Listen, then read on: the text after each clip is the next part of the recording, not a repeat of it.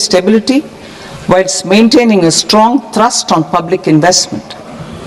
Keeping Atmanirbharta as a lodestar, we have built domestic manufacturing capacity, energy security, and reduced critical import dependencies. Simultaneously, we have ensured that citizens benefit from every action of the government, undertaking reforms to support employment generation, agricultural productivity, household purchasing power, and universal services to people. These measures have delivered a high growth rate of around 7% and helped us make substantial strides in poverty reduction and improvement in the lives of our people. Today, we face an external environment in which trade and multilateralism are imperiled and access to resources and supply chains are disrupted. New technologies are transforming production systems while sharply increasing demands on water, energy, and critical minerals. India will continue to take confident steps towards Vikasit Bharat, balancing ambition with inclusion. As a growing economy with expanding trade and capital needs, India must also remain deeply integrated with global markets, exporting more and attracting stable long-term investment. As I begin part A, I want to express my gratitude to the people for standing firmly with us as we forge our way together towards becoming one of the largest economies of the world.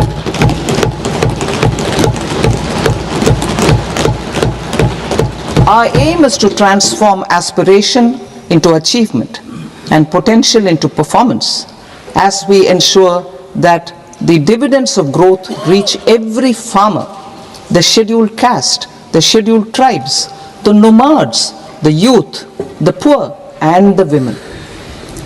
In Vikasit Bharat Young Leaders Dialogue 2026, several innovative ideas were shared with our Prime Minister, which have inspired many of the proposals, making this a unique Yuva Shakti-driven budget. Our government's sankalp is to focus on our poor, underprivileged, and the disadvantaged. To deliver on this sankalp, and given that this is the first budget prepared in Kartavya Bhavan, we are inspired by three Kartavya. Our first Kartavya is to accelerate and sustain economic growth by enhancing productivity and competitiveness and building resilience to volatile global dynamics. Our second Kartavya is to fulfill aspirations of our people and build their capacity, making them strong partners in India's path to prosperity. Our third Kartavya, aligned with our vision of Sabka Saath, Sabka Vikas, is to ensure that every family, community, region, and sector has access to resources, amenities, and opportunities for meaningful participation. This threefold approach requires a supportive ecosystem. The first requirement is to sustain the momentum of structural reforms, continuous, adaptive, and forward-looking. Second, a robust and resilient financial sector is central to mobilizing savings, allocating capital efficiently, and managing risks. Third, cutting-edge technologies, including AI applications, can serve us as force multipliers for better governance. Reform Express. Our government has undertaken comprehensive reforms towards creating employment, boosting productivity, and accelerating growth. After the Prime Minister's announcement on Independence Day in 2025, over 350 reforms have been rolled out. This includes GST simplification, notification of labor codes, and rationalization of mandatory quality control orders. High-level committees have been formed, and in parallel, the central government is working with the state governments on deregulation and reducing compliance requirements. The Reform Express is well on its way and will maintain its momentum to help us fulfill our kartavya. I now move to specific proposals. Under our first kartavya, to accelerate and sustain economic growth, I propose interventions in 6 areas. 1. Scaling up manufacturing in 7 strategic and frontier sectors. 2. Rejuvenating legacy industrial sectors. 3. Creating champion MSMEs. 4. Delivering a powerful push for infrastructure. 5. Ensuring long-term security and stability. And 6. Developing city economic regions. Scaling up of manufacturing in 7 strategic and frontier sectors. Biopharma Shakti, meaning biopharma strategy for health advancement through knowledge, technology, and innovation. India's disease burden is observed to be shifting towards non-communicable diseases like diabetes, cancer, and autoimmune disorders.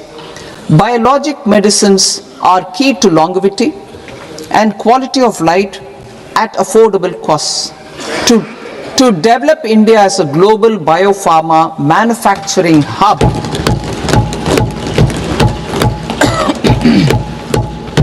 I propose the Biopharma Shakti with an outlay of 10,000 crores over the next 5 years.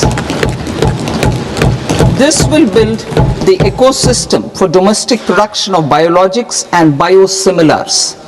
The strategy will include a biopharma-focused network with 3 new national institutes of pharmaceutical education and research, popularly known as NIPERs, and upgrading 7 existing ones.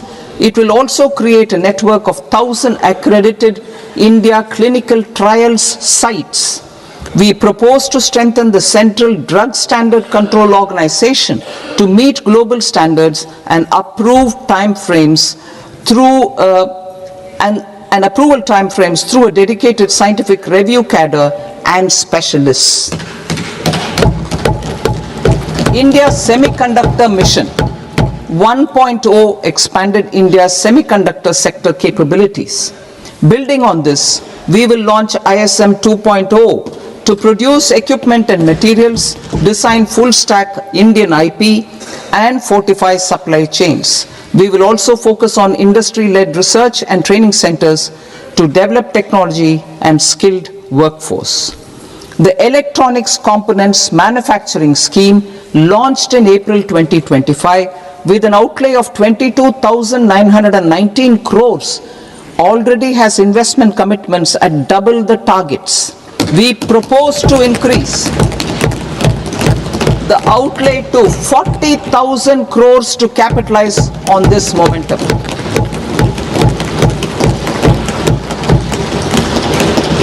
A scheme for rare earth permanent magnets was launched in 2025 November.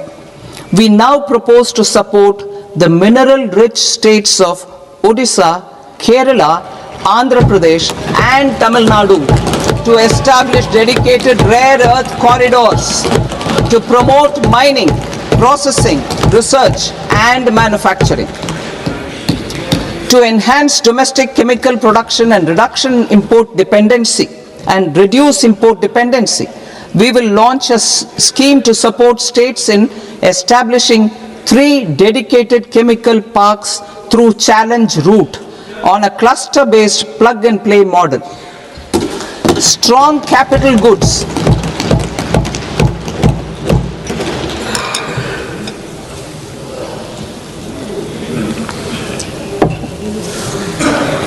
Strong capital goods capability is a determinant of productivity and quality across different sectors. Towards building this capacity, I propose the following.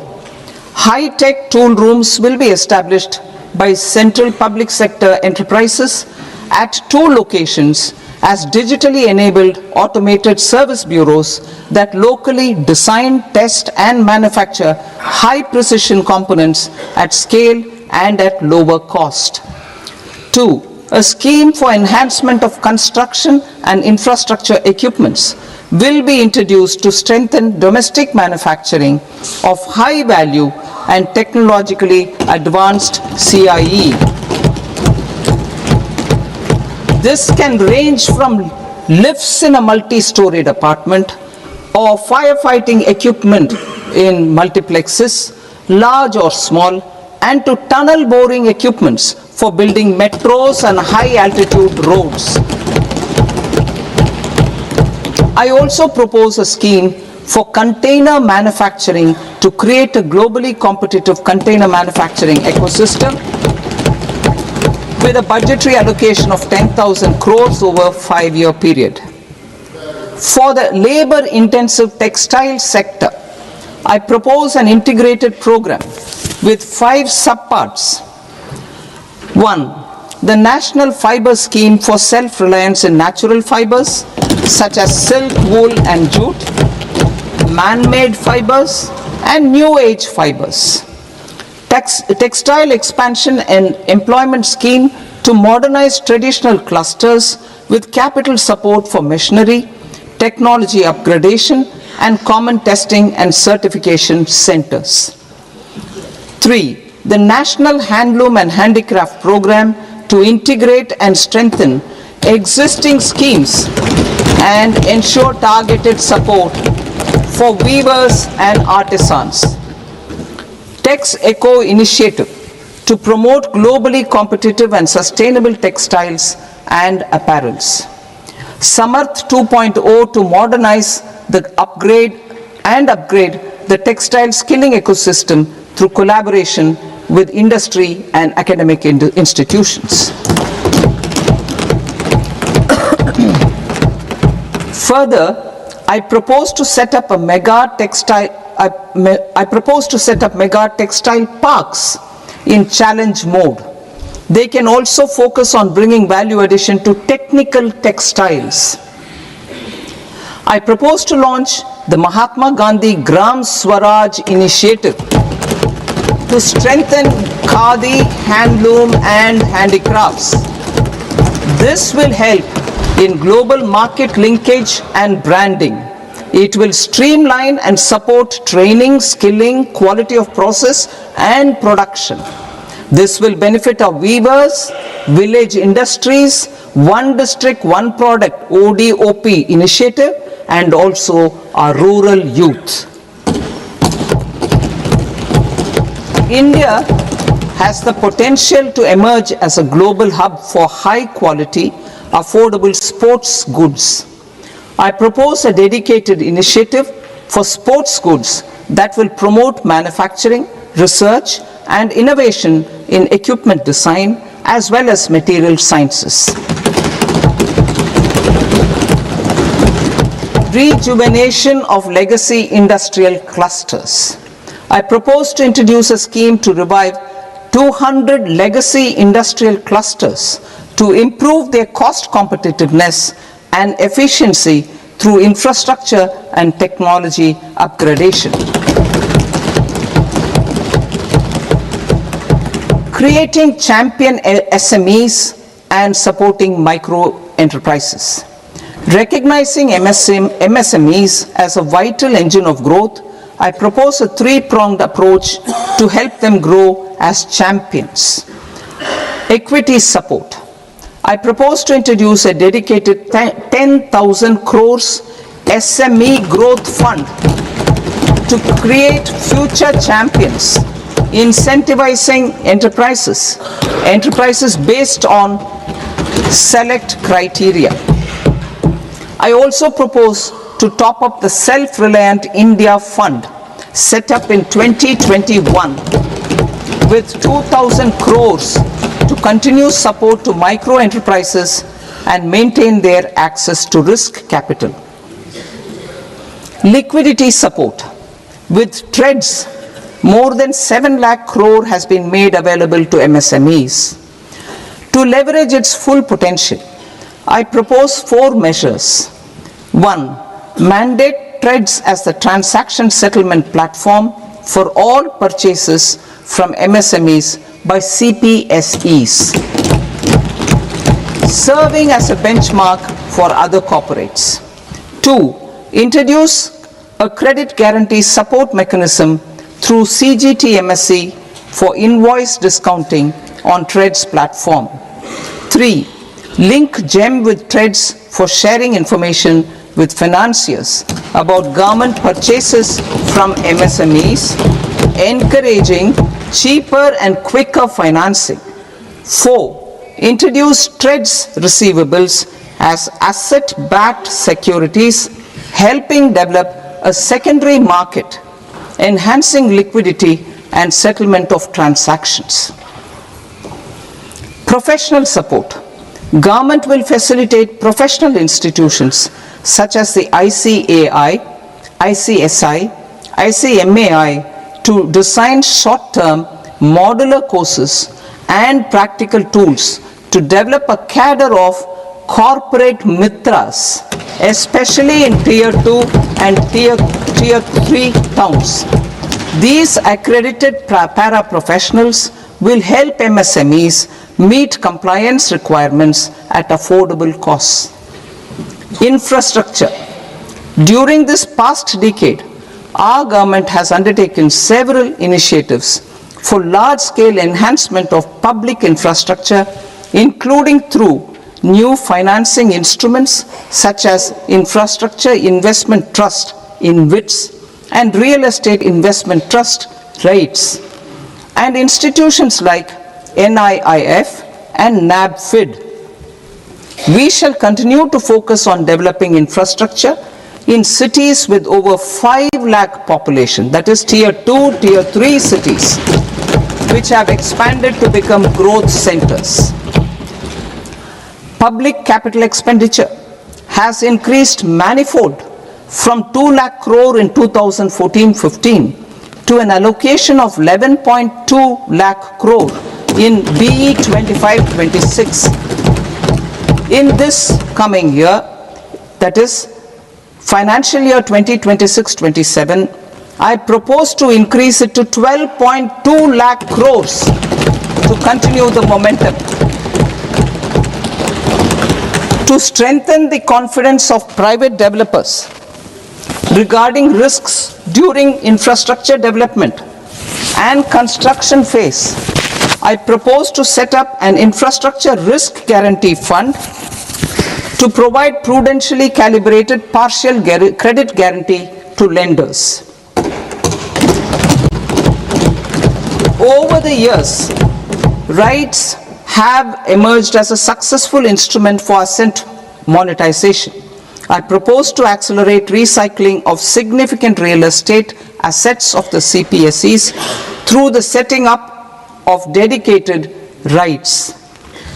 To promote environmentally sustainable movement of cargo, I propose to 1. Establish new dedicated freight corridors connecting Dankuni in the east to Surat in the west. Operationalize 20 new national waterways over the next 5 years, starting with National Waterways 5 in Orissa to connect mineral-rich areas of Talcher and Angul and industrial centers like Kalinga Nagar to the ports of Paradeep and Dhamra. Training institutes will be set up as regional centers of excellence for development of required manpower for these waterways. This will benefit youth in the entire stretch of the waterways to train and acquire skills. Further, a ship repair ecosystem catering to inland waterways will also be set up at Varanasi and Patna. And C. launch a coastal cargo promotion scheme for incentivizing a modal shift from rail to road to increase the share of inland waterways and coastal shipping from 6% to 12% by 2047. To enhance last mile and remote connectivity and promote tourism, I propose to give incentives to indigenize manufacturing of seaplanes. A seaplane VGF scheme will be also introduced to provide support for operations. Carbon capture, utilization and storage. Aligning with the roadmap launched in December 2025, the carbon capture, utilization and storage technologies at scale will achieve higher readiness and an end-use application across 5 industrial sectors, including power, steel, cement, refineries, and chemicals. An outlay of 20,000 crore is proposed over the next 5 years for this purpose. City economic regions. Cities are India's engines of growth, innovation, and opportunities. We shall now focus on Tier 2, Tier 3 cities, and even temple towns, which need modern infrastructure and basic amenities. This budget aims to further amplify the potential of cities to deliver the economic power of agglomerations by mapping city economic regions based on their specific growth drivers. An allocation of 5,000 crore per CER over 5 years is proposed for implementing their plans through a challenge mode with a reform cum result based financing mechanism. In order to promote environmentally sustainable passenger systems, we will develop 7 high-speed rail corridors between cities as growth connectors, namely Mumbai to Pune, Pune to Hyderabad, Hyderabad to Bengaluru, Hyderabad to Chennai, Chennai to Bengaluru, Delhi to Varanasi, Varanasi to Siliguri.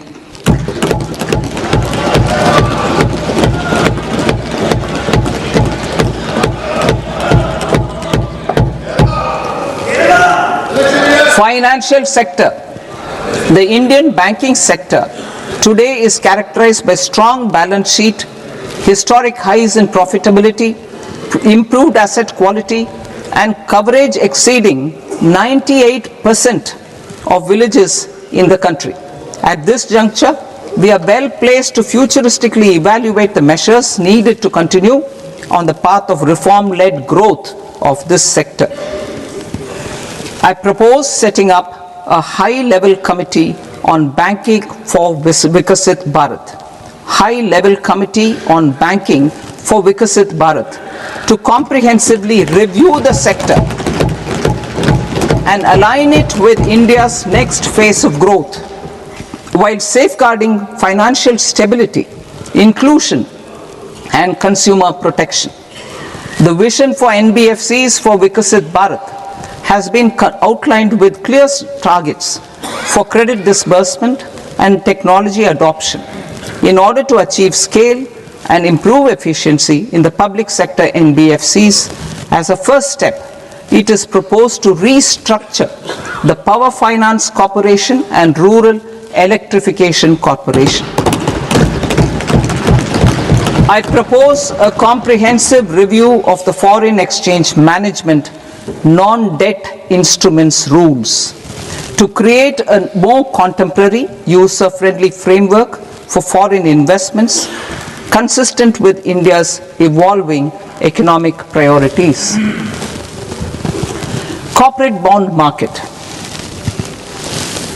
I propose to introduce a market-making framework with suitable access to funds and derivatives on corporate bond indices. I also propose to introduce total return swaps on corporate bonds. Municipal bonds. To encourage the issuance of municipal bonds, of higher value by larger cities, I propose an incentive of 100 crore rupees for a single bond issuance. 100 crore rupees for a single bond issuance of more than 1,000 crore. The current scheme under Amrit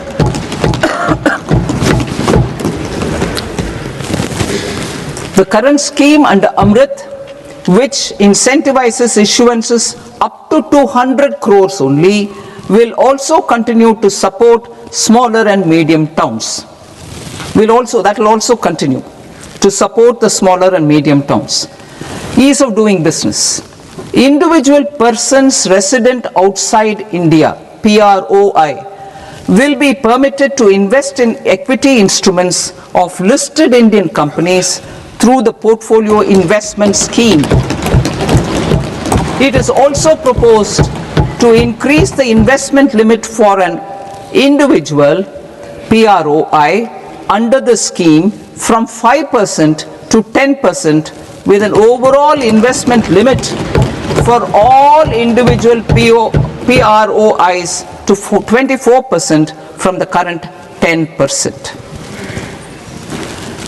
Emerging technologies including AI. 21st century is technology driven. Adoption of technology is for the benefit of all people. Farmers in the field, women in STEM, youth keen to upskill, and Divyangjan to access newer opportunities. The government has taken several steps to support new technologies through AI Mission, National Quantum Mission, Anusandhan National Research Fund, and Research and Development and Innovation Fund. Our second kartavya is to fulfill aspirations and build capacities. Close to 25 crore individuals have come out of multi-dimensional poverty through a decade of our government's sustained and reform-oriented efforts.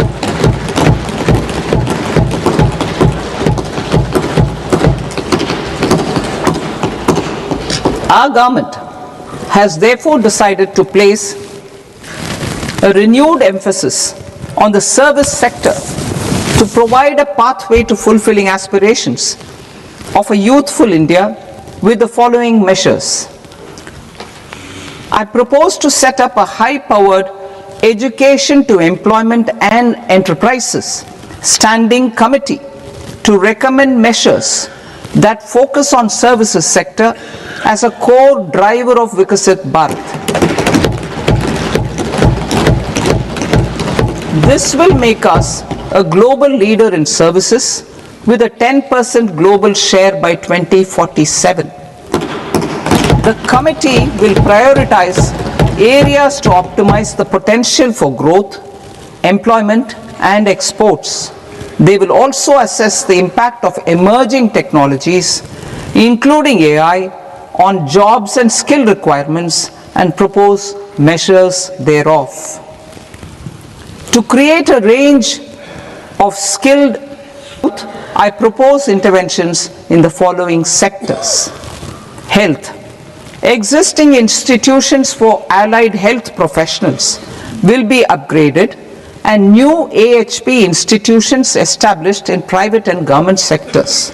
This will cover 10 selected disciplines, including optometry, radiology, anesthesia, OT technology, applied psychology and behavioral health, and add 1 lakh AHPs over the next 5 years. A strong care system covering geriatric and allied care services will be built. A variety of NSQF aligned programs will be developed to train multi-skilled caregivers, combining core care and allied skills such as wellness, yoga, and operation of medical assistive devices. In the coming year, 1.5 lakh caregivers will be trained.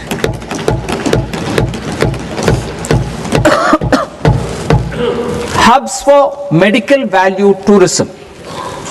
To promote India as a hub for medical tourism services, I propose to launch a scheme to support states in establishing 5 regional medical hubs in partnership with the private sector. These hubs will serve as integrated healthcare complexes that combine medical, educational and research facilities. They will have Ayush centers, medical value tourism facilitation centers and infrastructure for diagnostics, post-care and rehabilitation. These hubs will provide diverse opportunities, job opportunities for health professionals, including doctors and AHPs. Ancient Indian yoga, already respected in several parts of the world, was given a mass global recognition when Honorable Prime Minister took it to the UN. Post-COVID, Ayurveda gained a similar global acceptance and recognition. Exporting quality Ayurveda products helps farmers who grow the herbs and youth who process the products. To meet growing global demand, a few more steps are being taken. I propose to 1. Set up 3 new All India Institutes of Ayurveda. 2. Upgrade Ayush pharmacies and drug testing labs for higher standards of certification ecosystem and make available more skilled personnel. 3. Upgrade the WHO Global Traditional Medicine Center in Jamnagar to bolster evidence-based research, training and awareness for traditional medicine. Animal husbandry. Livestock contributes to close to 16% of farm income, including of poor and marginal households. To scale up availability of veterinary professionals by more than 20,000, I propose to roll out a loan-linked capital subsidy support scheme for establishment of veterinary and para-veterinary colleges, veterinary hospitals, diagnostic laboratories, and breeding facilities in private sector. Collaboration between Indian and foreign institutions will also be facilitated. Orange economy. India's animation, visual effects, gaming and comics sector, ABGC sector, is a growing industry projected to require 2 million professionals by 2030. I propose to support the Indian Institute of Creative Technologies, Mumbai, in setting up ABGC content creator labs in 15,000 secondary schools all over the country and 500 colleges. The Indian design industry is expanding rapidly, and yet there is a shortage of Indian designers. I propose to establish, through Challenge Route, a new National Institute of Design to boost design education and development in the eastern region of India. Education. Our government will support states through Challenge Route in creating 5 university townships in the vicinity of major industrial and logistics corridors. These planned academic zones will host multiple universities, colleges and research institutions, skill centers and residential complexes. In higher education, STEM institutions, prolonged hours of study and laboratory work pose some challenges for girl students. Through VGF, Viability Gap Funding and capital support, 1 girls' hostel will be established in every district.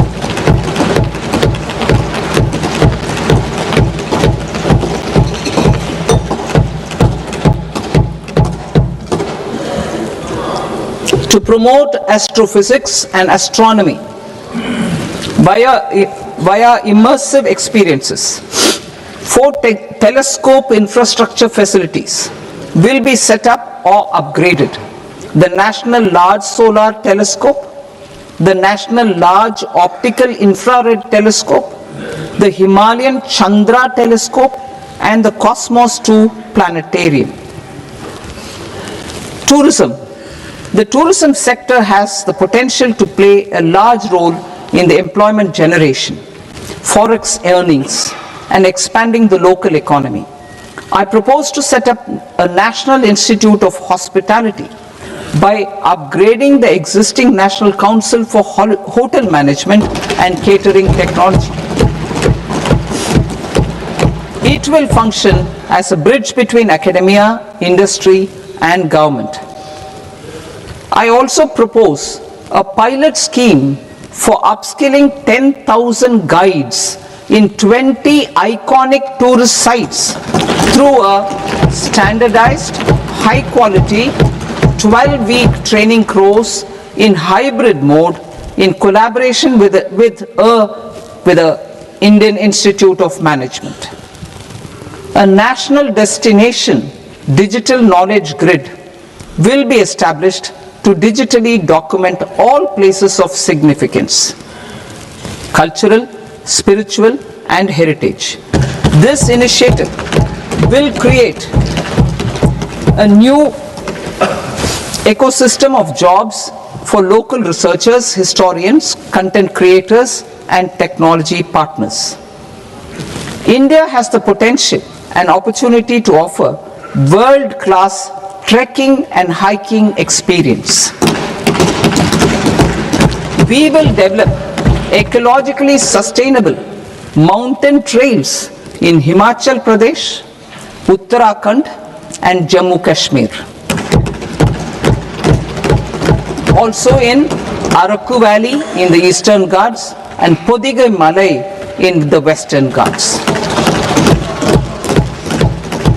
Turtle trails along key nesting sites in the coastal areas of Odisha, Karnataka, and Kerala.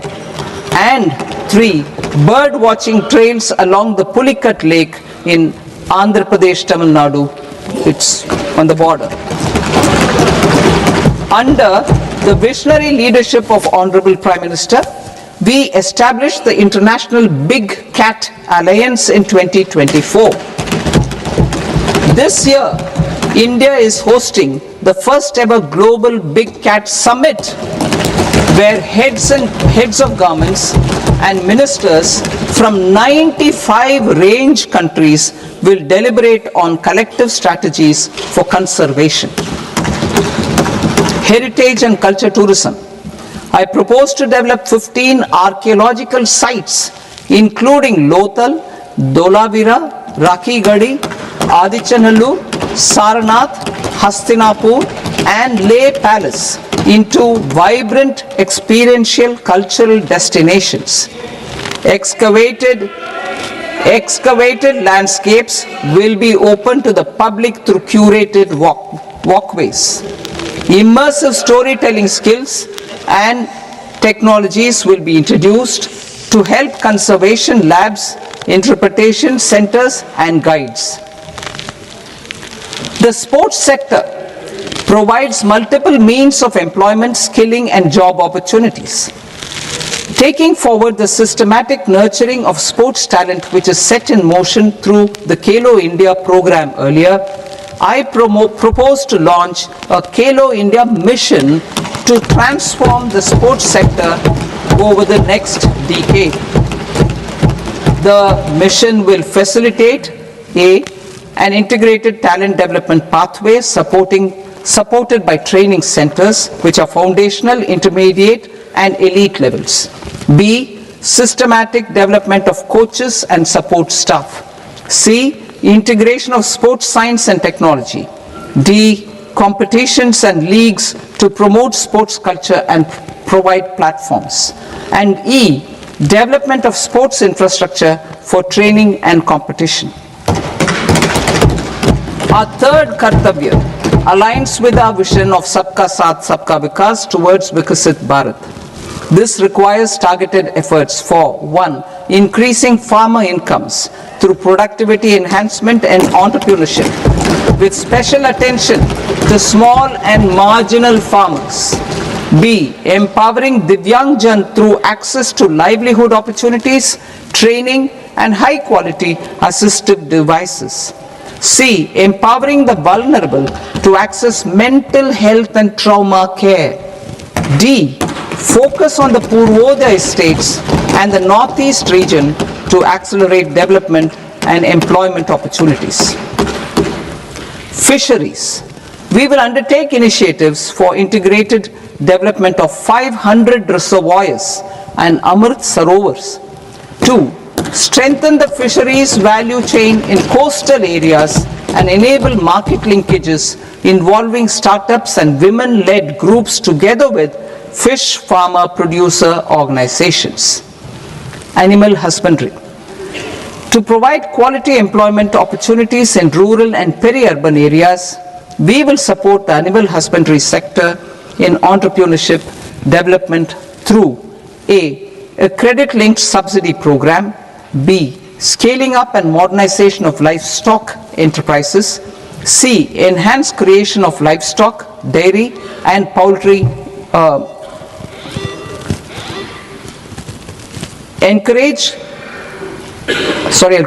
enhanced creation of livestock, dairy, and poultry-focused integrated value chains, and D. Encourage creation of livestock farmer-producer organizations. High-value agriculture. To diversify farm outputs, increase productivity, enhance farmers' incomes, and create new employment opportunities, we will support high-value crops such as coconut, sandalwood, cocoa, cashew in the coastal areas, agar trees in northeast, and nuts such as almonds, walnuts, and pine nuts in our hilly regions. These, all of them, will be supported. India is the world's largest producer of coconuts. About 30 million people, including nearly 10 million farmers, depend on coconuts for their livelihood. To further enhance competitiveness in coconut production, I propose a coconut promotion scheme to increase production and enhance productivity through various interventions, including replacing and non-productive trees with new saplings or plants or varieties in major coconut growing states. A dedicated program is proposed for Indian cashew and cocoa to make India self-reliant in raw cashew and coconut production and processing, enhance export competitiveness, and transform Indian cashew and Indian cocoa into premium global brands by 2030. Sandalwood. Sandalwood is closely linked to India's social and cultural heritage. Our government will partner with state governments to promote focused cultivation and post-harvest processing to restore the glory of the Indian sandalwood ecosystem, to rejuvenate old, low-yielding orchards, and expand high-density cultivation of walnuts, almonds, and pine nuts. We will support a dedicated program to enhance farmer incomes and in bringing value addition by engaging youth. Bharat Vistar, that is virtually integrated system to access agricultural resources. I propose to launch Bharat Vistar, a multilingual AI tool that shall integrate the AgriStack portals and the ICAR package on agricultural practices with AI systems.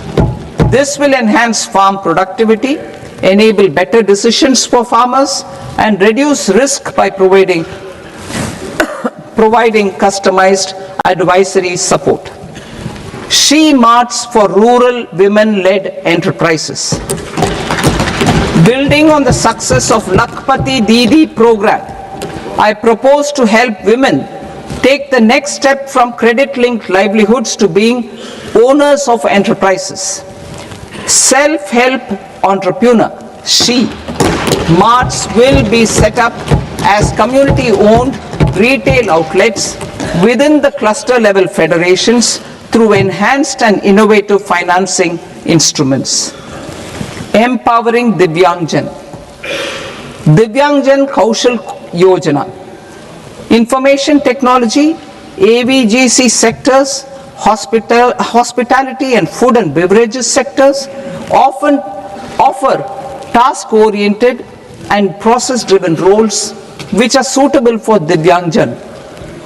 We will ensure dignified livelihood opportunities through industry-relevant and customized training specific to each Divyangjan group.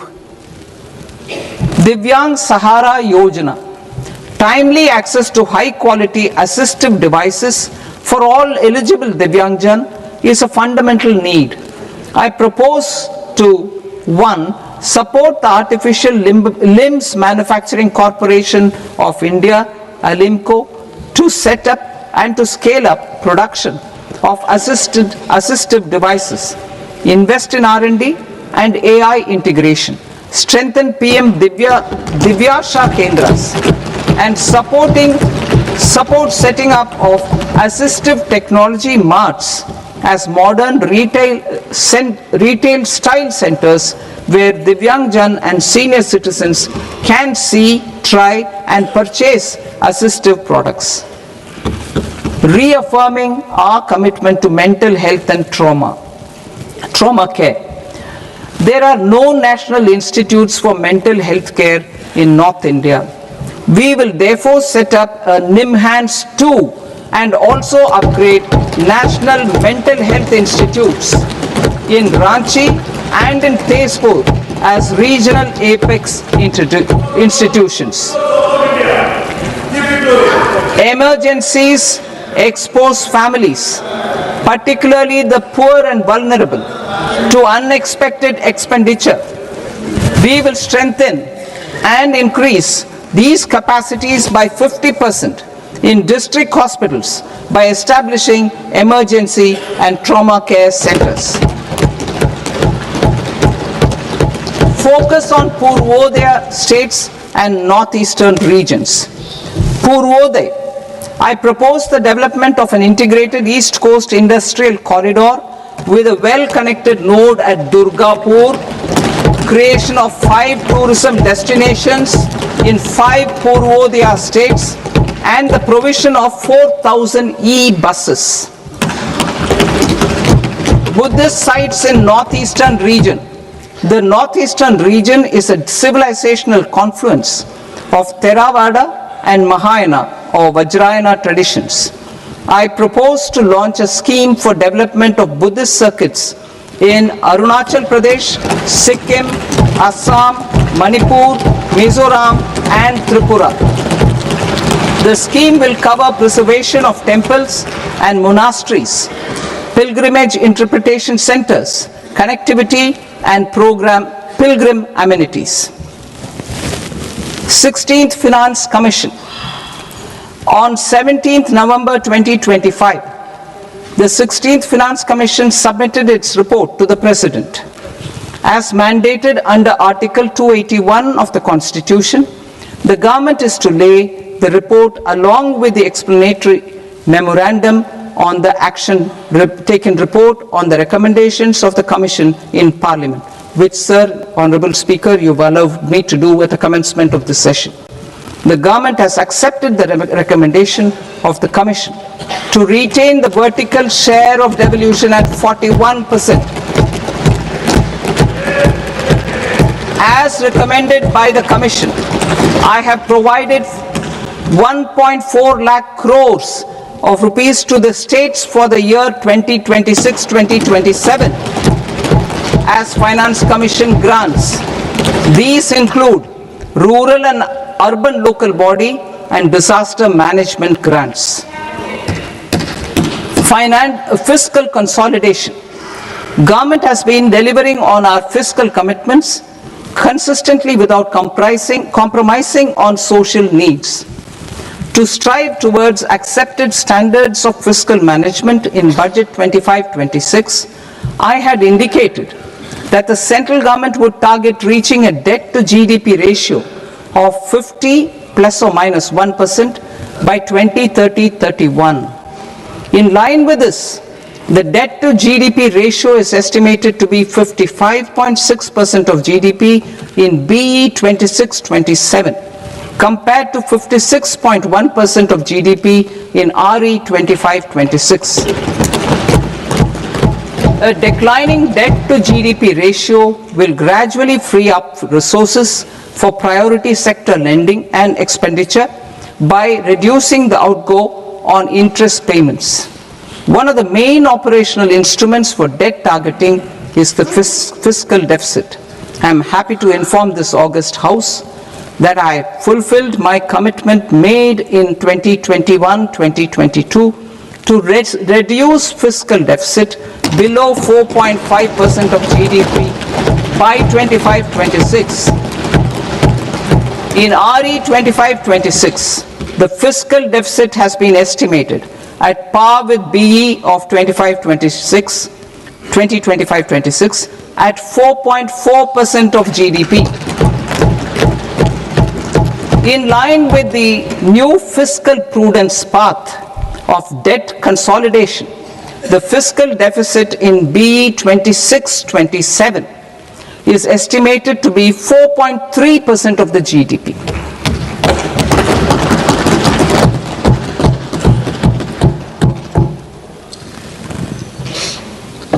The revised estimates of the non-debt receipts are 34 lakh crore rupees, of which the centre's net tax receipts are 26.7 lakh crore. The revised estimate of the total expenditure is 49.6 lakh crore rupees, of which the capital expenditure is about 11 lakh crores. Budget estimates 2026 to 2027. Coming to 26-27, the non-debt receipts and the total expenditure are estimated as 36.5 lakh crore and 53.5 lakh crore respectively. The centre's net tax receipts are estimated at 28.7 lakh crore rupees. To finance the fiscal deficit, the net market borrowings from dated securities are estimated at 11.7 lakh crore rupees. The balance financing is expected to come from small savings and other sources. The gross market borrowings are estimated at 17.2 lakh crore rupees. I'll now move to Part B. Part B, direct taxes.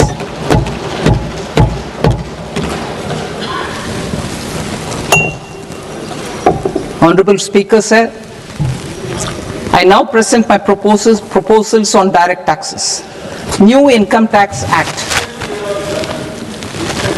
In July 2024, I announced a comprehensive review of the Income Tax Act 1961.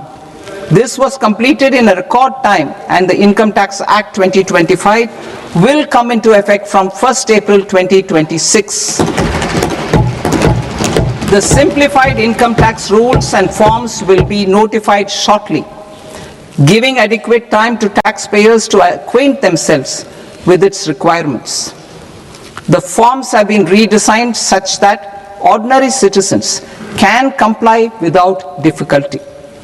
Ease of living. I propose that any interest awarded by the Motor Accident Claims Tribunal to a natural person will be exempt from income tax, and any TDS on this account will be done away with. I propose to reduce TCS rate on the sale of overseas tour program package from the current 5% and 20% to 2% without any stipulation of amount. I propose to reduce TCS rate for pursuing education and for medical purposes under the Liberalized Remittance Scheme, popularly known as LRS, from 5% to 2%. Supply of manpower services is proposed to be specifically brought within the ambit of payment to contractors for the purpose of TDS to avoid ambiguity. Thus, TDS on these services will be at the rate of either 1% or 2% only. I propose a scheme for small taxpayers wherein a rule-based automated process will enable obtaining a lower or nil deduction certificate instead of filing an application with the assessing officer. For the ease of taxpayer holding securities in multiple companies, I propose to enable depositories to accept Form 15G or Form 15H from the investor and provide it directly to various relevant companies. I propose to extend time available for revising returns from 31st December to up to 31st March with the payment of a nominal fee. I also propose to stagger the timeline for filing of tax returns. Individuals with ITR 1 and ITR 2 returns will continue to file till 31st July, and non-audit business cases or trusts are proposed to be allowed time till 31st August. TDS on sale of immovable property by a non-resident is proposed to be deducted and deposited through resident buyers and his or her PAN-based challan instead of requiring a TAN, which is a temporary accounting number. To address practical issues of small taxpayers like students, young professionals, tech employees, relocated NRIs, and such others, I propose to introduce a one-time 6-month foreign asset disclosure scheme for these taxpayers to disclose income or assets below a certain size. This scheme would be applicable for two categories of taxpayers, namely A, who did not disclose their overseas income or assets, and B, who disclosed their overseas income and or paid due tax but could not declare the asset acquired. For category A, the limit of undisclosed income or asset is proposed to be up to 1 crore rupees. They need to pay 30% of fair market value of asset or 30% of undisclosed income as tax and 30% as additional income tax in lieu of penalty, and would thereby get immunity from prosecution. For category B, asset value is proposed to be up to 5 crore rupees. Here, immunity from both penalty and prosecution will be available with a payment of fee of 1 lakh rupees. Rationalizing penalty and prosecution. Multiplicity of proceedings are hindrance to the ease of doing business.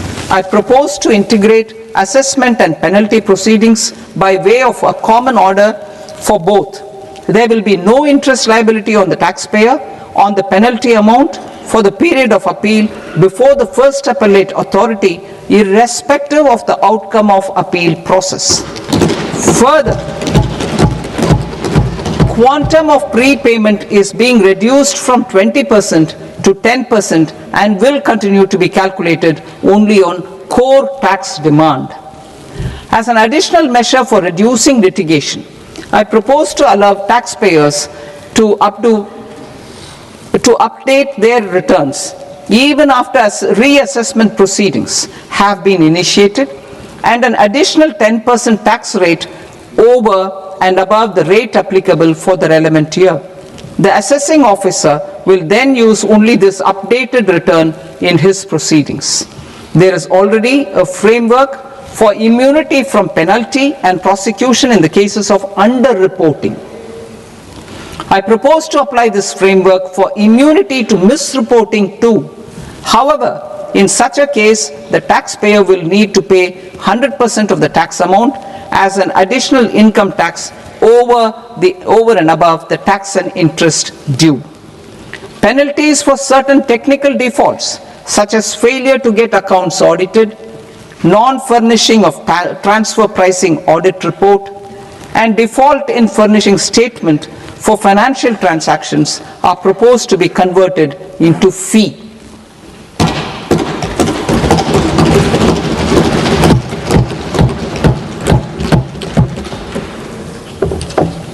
I propose to rationalize prosecution framework under Income Tax Act while maintaining a careful balance for deterrence in some serious offence. Non-production of books of account and documents and requirement of TDS payment where payment is made in kind are being decriminalized. Further, minor offences will attract fine only. The remaining prosecutions will be graded commensurate with the quantum of offence. They will entail only simple imprisonment with maximum imprisonment reduced to 2 years and power to courts to convert even those into fines. There is no penalty. There is no penalty presently for non-disclosure of non-immovable foreign assets with aggregate value less than 20 lakh rupees. I propose to also provide them with immunity from prosecution with retrospective effect from 1/10/2024.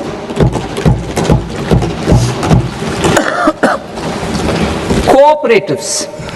Deduction is already allowed to a primary cooperative society engaged in supplying milk, oilseeds, fruits or vegetables raised or grown by its members.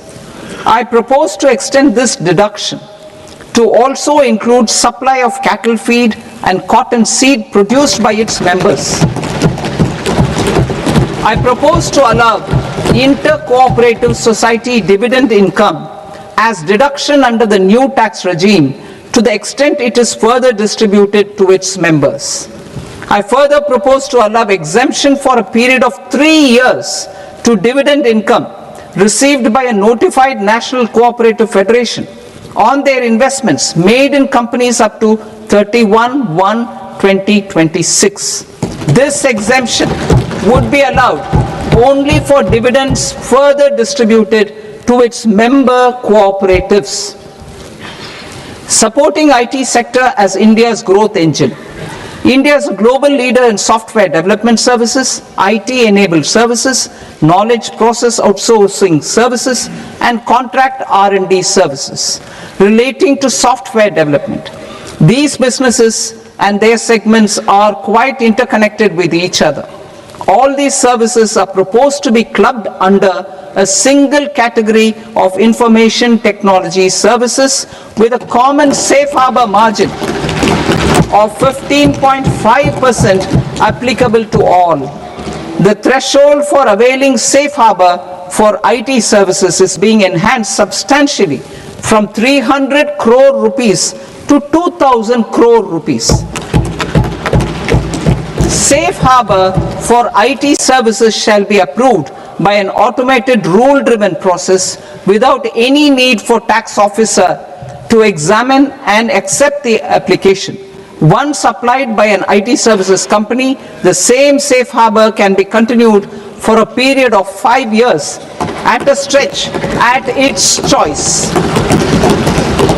For IT services companies who want to conclude advanced pricing agreement, APA, I propose to fast-track unilateral APA process for IT services and endeavor to conclude it within a period of 2 years. The period of 2 years can be extended by a further period of 6 months on taxpayers' request. I propose to extend the facility of modified returns available to the entity entering APA to its associated entities also. Attracting global business and investment. Recognizing the need to enable critical infrastructure and boost investment in data centers, I propose to provide tax holiday till 2047 to any foreign company that provides cloud services to customers globally by using data center services from India. It will, however, need to provide services to Indian customers through an Indian reseller entity. I also propose to provide a safe harbor of 15% on cost in case the company providing data center services from India is a related entity. To harness the efficiency of just-in-time logistics for electronic manufacturing, I propose to provide safe harbor to non-residents for component warehousing in a bonded warehouse at a profit margin of 2% of the invoice value. The resultant tax of about 0.7% will be much lower than in competing jurisdictions.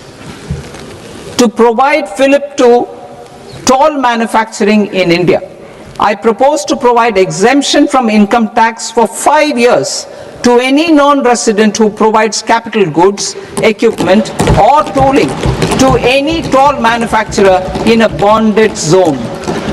To encourage vast pool of global talent to work in India for a longer period of time, I propose to provide exemption to global, non-India sourced income of a non-resident expert for a stay period of 5 years under notified schemes. I propose to provide exemption from minimum alternate tax, the MAT, to all non-residents who pay tax on presumptive basis. Tax administration.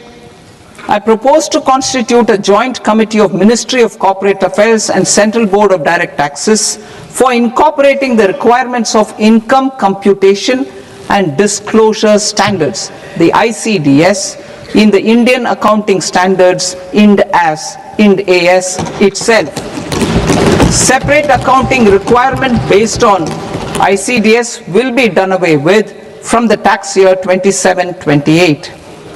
To support Prime Minister Modi's vision of homegrown accounting and advisory firms to become global leaders, I propose to rationalize the definition of accountant for the purposes of safe harbor rules. Other tax proposals. Change in taxation of buyback was brought in to address the improper use of buyback route by promoters. In the interest of minority shareholders, I propose to tax buyback for all types of shareholders as capital gains. However, to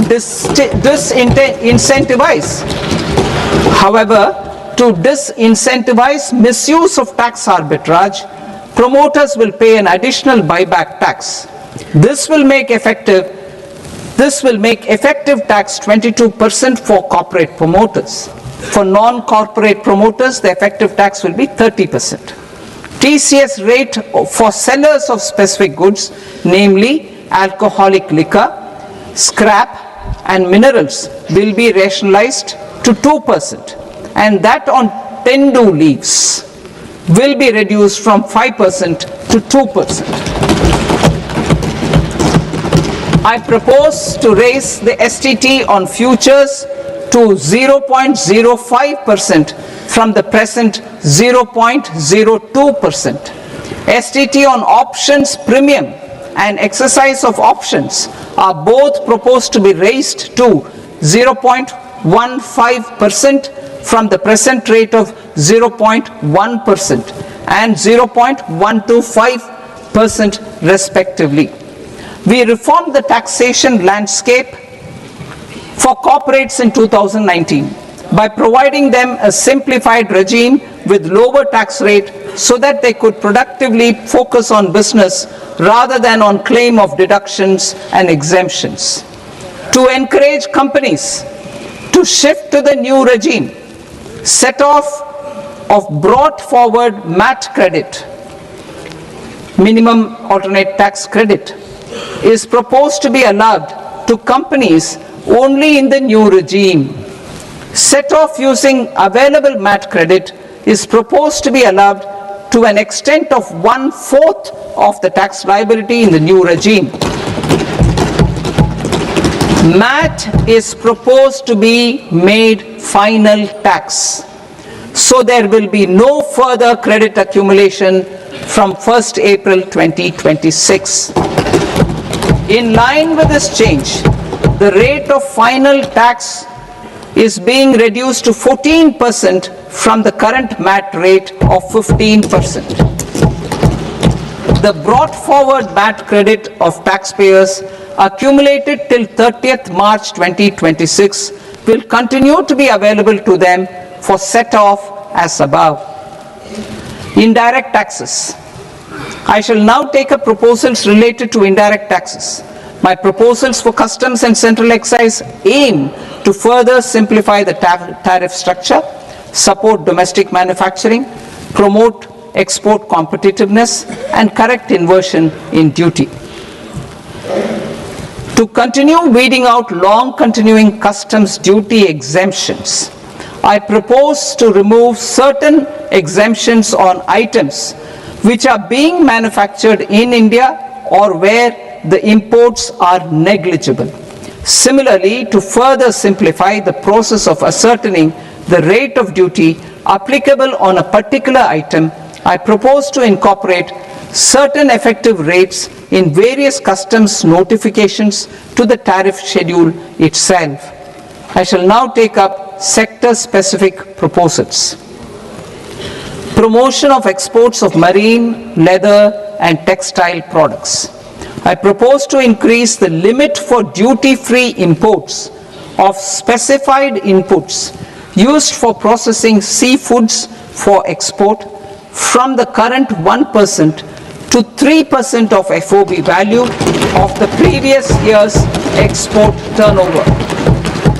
I also propose to allow duty-free imports of specified inputs, which is currently available for exports of leather or synthetic footwear, to exports of shoe uppers as well.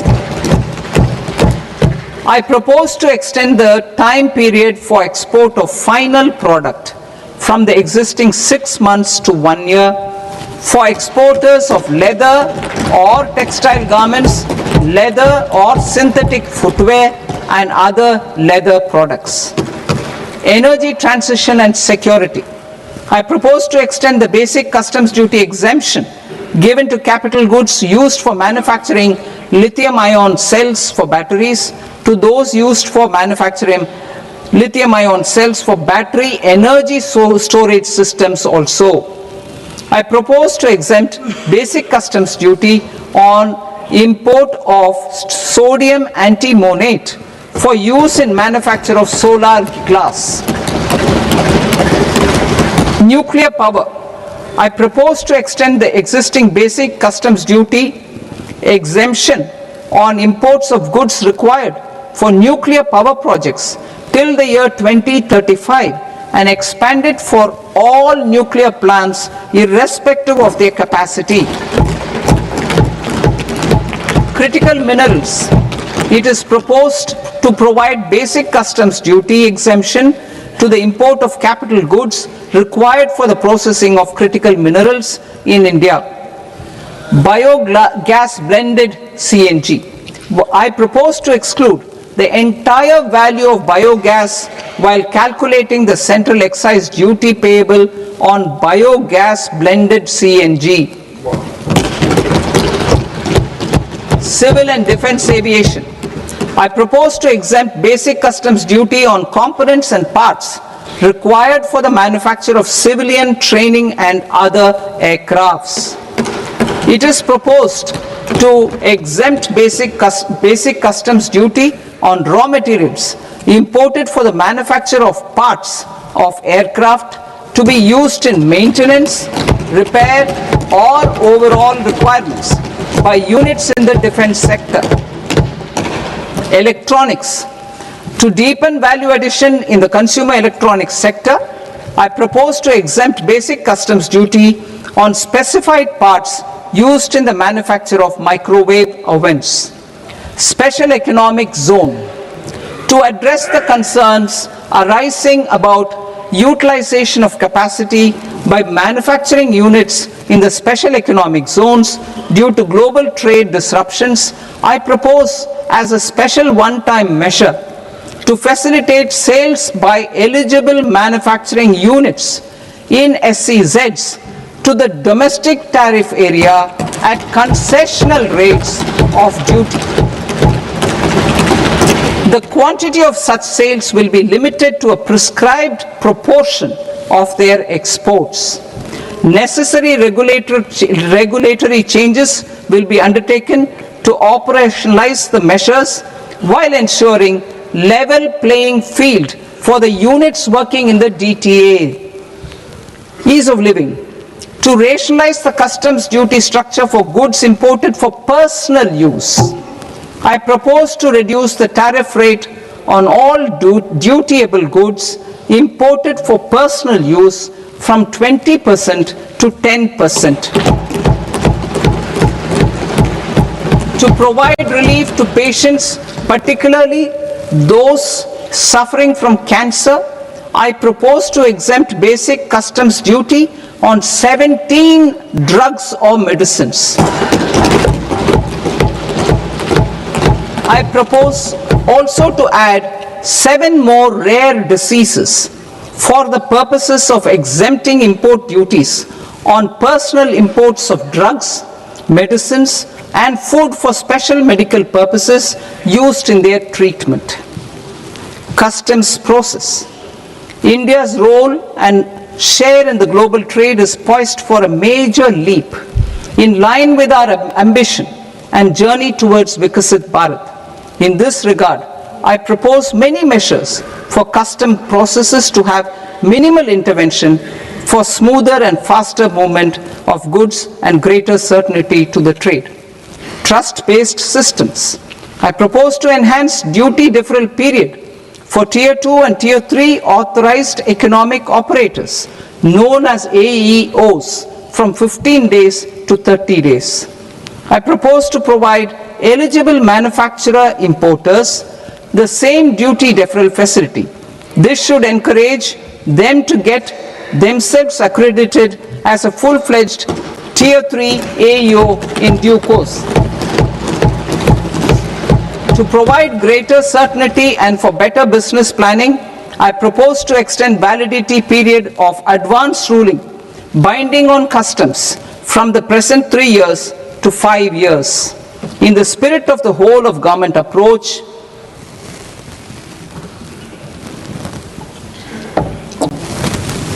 government agencies will be encouraged to leverage AEO accreditation for preferential treatment in clearing their cargo. Regular importers with trusted long-standing supply chains will be recognized in the risk system so that the need for verification of their cargo every time can be minimized. Export cargo using electronic sealing.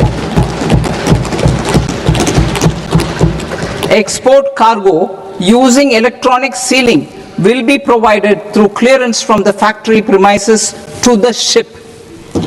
For import of goods not needing any compliance, filing of bill of entry by a trusted importer and arrival of goods will automatically notify customs for completing their clearance formalities. This will enable goods to be released immediately on arrival. The customs warehouse framework will be transformed into a warehouse operator-centric system with a self-declarations, electronic tracking, and risk-based audit. These reforms will move away from the current system of officer-dependent approvals and reduce transaction delays and compliance costs. Ease of doing business. Approvals required for cargo clearance from various government agencies will be seamlessly processed through a single and interconnected digital window by the end of the financial year. Processes involved in clearance of food, drugs, plant, and animal and wildlife products, accounting for about 70% of interdicted cargo, will be operationalized on this system by April 2026 itself. For goods not having any compliance requirement, clearance will be done by customs immediately after online registration is completed by the importer, subject to the payment of duty. Customs integrated system will be rolled out in 2 years as a single integrated and scalable platform for all customs processes. Utilization of non-intrusive scanning with advanced imaging and AI technology for risk assessment will be expanded in a phased manner with the objective to scan every container across all the major ports. New export opportunities to support Indian fishermen to fully harness the economic value of marine resources beyond our territorial waters. The following measures will be taken. A. Fish catch by an Indian fishing vessel in exclusive economic zone or on the high seas will be made free of duty. Landing of such fish on foreign port will be treated as export of goods. Safeguards will be put in place to prevent misuse during fish catch, transit or transshipment. To support aspirations of India's small businesses, artisans and startups to access global markets through e-commerce, I am pleased to announce complete removal of the current value cap of 10 lakh rupees per consignment on courier exports. In addition, handling of rejected and returned consignments will be improved with effective use of technology for identifying such consignments.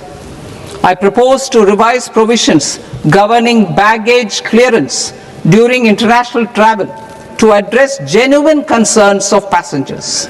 The revised rules will enhance duty-free allowances in line with the present-day travel realities and provide clarity in temporary carriage of goods brought in or taken out. There are honest taxpayers who are willing to settle disputes by paying all their dues, but they get deterred due to negative connotation associated with penalty. They will now be able to close cases by paying an additional amount in lieu of penalty. Honorable Speaker, sir, with this I commend the budget to this august House. Jai Hind.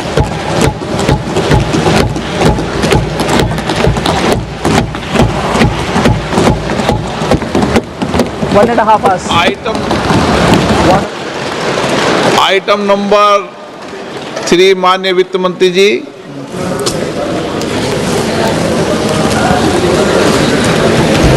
Item number 2, sir. 3. Sir, with your permission, I rise to lay on the table of the following statements under Section 3(1) of the Fiscal Responsibility and Budget Management Act of 2003. Medium-term fiscal policy cum fiscal policy strategy statement and macroeconomic framework statement. Item number 4, माननीय वित्त मंत्री जी. Sir, with your permission, I move for leave to introduce the Finance Bill 2026. प्रश्न ये कि विधेयक को पुनर्स्थापित करने की अनुमति प्रदान की जाए. जो सदस्य इस पक्ष में हाँ गए, जो सदस्य विरोध में ना गए, मेरे विचार में निर्णय हाँ वालों के पक्ष में, हाँ वालों के पक्ष में अनुमति प्रदान की जाती है. माननीय मंत्री जी, अब विधेयक पुनर्स्थापित करें. Sir, I introduce the bill.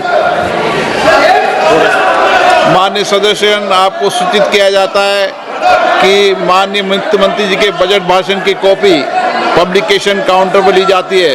Budget भाषण और बजट से संबंधित दस्तावेज आपके मोबाइल फोन और मेंबर पोर्टल्स पर ही उपलब्ध है.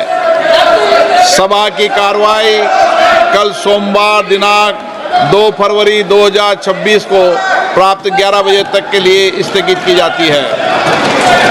R&D services relating to software development. These businesses and their segments are quite interconnected with each other. All these businesses and their segments are quite interconnected with each other. All these services are proposed to be clubbed under a single category of information technology services with a common safe harbor margin of 15.5% applicable to all.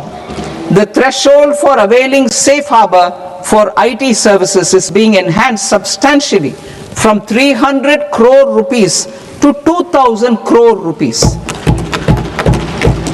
Safe harbor for IT rupees.